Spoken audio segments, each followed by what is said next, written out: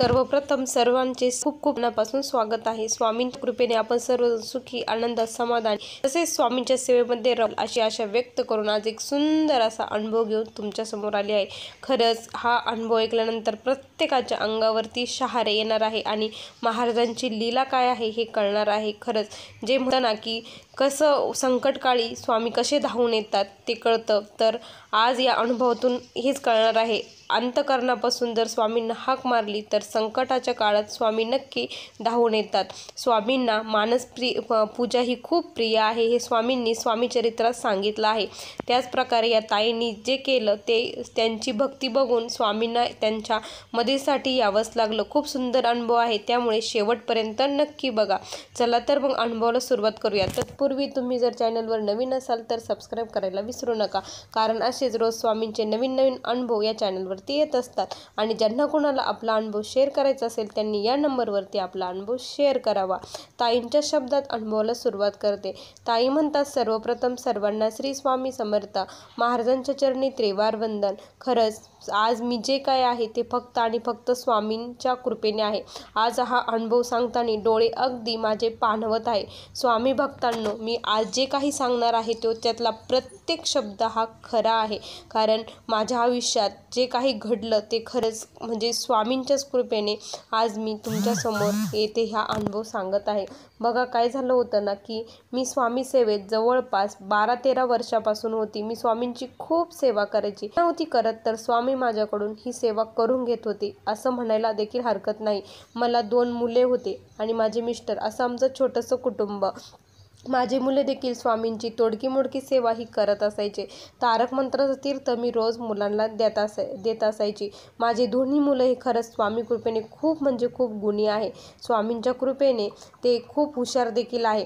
आणि असंच असताना मग माझ्या मिस्टरांनी एक निर्णय घेतला। माझा जो मोठा मुलगा आहे त्याला आता आपण दुसरीकडे स्कूलला टाकू, बोर्डिंगला टाकू असं ते म्हणत होते, कारण तो खूप हुशार होता आणि त्याची प्रगती व्हावी, त्याला काहीतरी भेटावं, त्यामुळे ते म्हणे आपण असं करूया। आणि तसंच करण्यात आलं। माझ्या मुलाला बाहेर शिकायला टाकण्यात आलं। तो हॉस्टेलवर राहत होता आणि सुट्टीनिमित्त आम्ही त्याला घरी घेऊन येत असायचो आणि महिन्यातून एकदाच त्याला भेटायला आम्हाला परवानगी होती। मध्ये गेलं तरी आम्हाला कधीच त्यांनी भेटू दिलं नाही। मग एकदा काय झालं की असेच माझं गुरुचरित्र पारायण चालू होतं आणि त्या दरम्यानमध्ये काय झालं की माझा मुलगा घरी सुट्टीसाठी आलेला होता। आता त्याला सुट्टी त्याची संपत आली होती, 2-3 दिवसाची सुट्टी त्याची राहिली होती। त्यामध्ये काय झालं की उद्या आम्हाला जायचं, तर आदल्याच दिवशी तर तो 4 वाजता कुठे गेला काही एक कळत नव्हतं। सर्वत्र शोधलं, तो आम्हाला कुठेच सापडत नव्हता। मी खूप घाबरली होती, सर्वांना फोन करून थकली, पण कुठेच त्याचा काहीच तपास लागत नव्हता। गावात देखील सर्वत्र आम्ही बघितलं।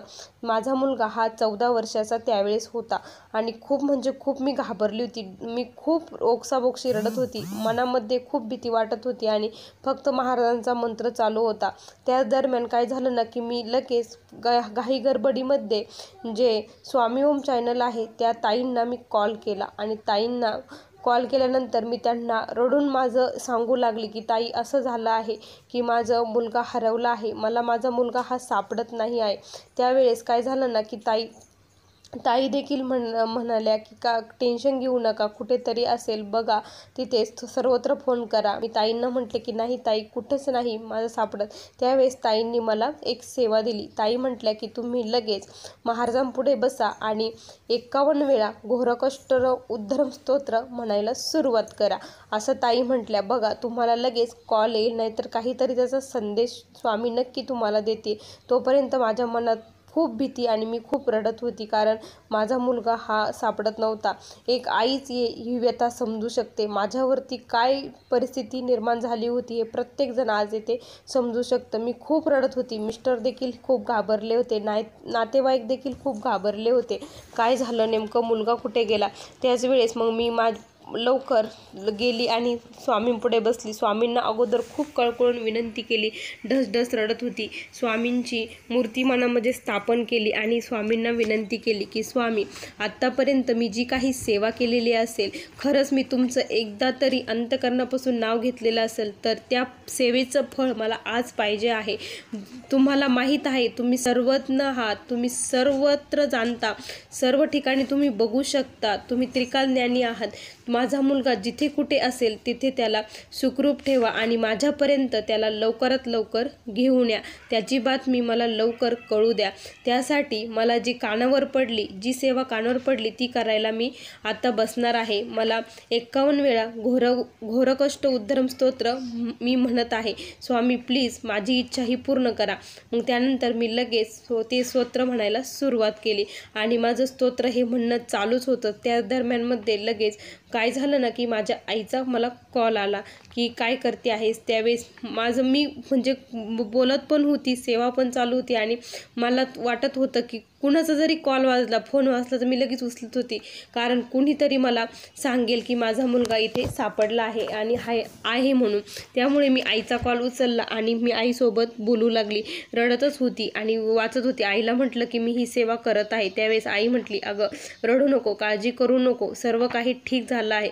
आईचे हे शब्द ऐकल्यानंतर मला खूप धीर आला, म्हणजे सर्व काही ठीक झालं असं ऐकल्याबरोबर म्हटलं नाही, माझा मुलगा सापडला असं मला मनात वाटलं। त्यावेळेस आई म्हटली, अगं आमच्या गावामध्ये सापडला आहे, तो इकडे आलेला आहे आणि त्या मित्राच्या घरी तो सापडला आहे असं म्हटल्यानंतर माझ्या जीवात जीव आला आणि खरंच स्वामींची महिमा काय आहे ही कळाली। कारण मी जेव्हापासून स्तोत्र वाचायला सुरुवात केली तेव्हाच लगेच 5 मिनिटातच मला हा कॉल आला आणि याआधी आम्ही जवळपास 5 ते 6 तास कंटिन्यू त्याला शोधत होतो, ते कुठंही सापडलं नाही। आणि बघा नेमकं मी स्तोत्र वाचायला बसली, स्वामींना कळवून विनंती केली, त्यानंतरच कसा 5 मिनिटामध्ये फोन आला।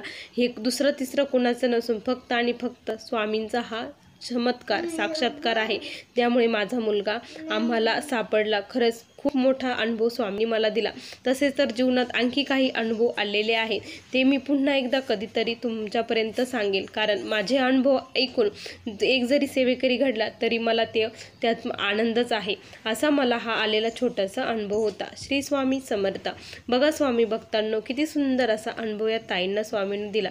स्वामीची लीला खरंच खूप आगत आहे, ती कोणीच ओळखू शकत नाही। फक्त अंतकरणापासून, मनापासून, श्रद्धेने, भावने त्यांना हाक मारली ना, ते येतात म्हणजे येतात आणि सर्व भक्तांची इच्छा ही ते पूर्ण करत असतात। त्यामुळे फक्त श्रद्धेने, भावाने स्वामींची सेवा करा, बघा मेवा नक्की मिळेल। तुम्हाला आजचा अनुभव कसा वाटला नक्की कमेंटमध्ये कळवा। पुन्हा भेटूया अशा सुंदर अशा अनुभवासोबत। तोपर्यंत सर्वांना श्री स्वामी समर्थ। जय जय स्वामी समर्थ। श्री गुरुदेव दत्त।